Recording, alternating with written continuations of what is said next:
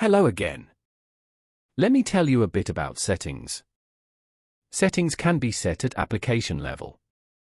Settings on this tab are for new projects only. When a project is created by clicking a wall in CAD, these settings are copied to the project.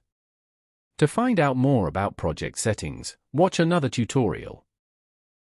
On the Automation tab, you can define how a wall should be loaded initially. Brick colors can be set at the Colors tab. These are the colors as shown in the BrickDesigner. Brick colors in your CAD model can be set elsewhere. Specific settings for production purposes can be set on the Production tab. And at last, the Connections tab contains information about your CAD connections or plugins. Specific settings for your CAD system can be set here. For example, the color of bricks in your model.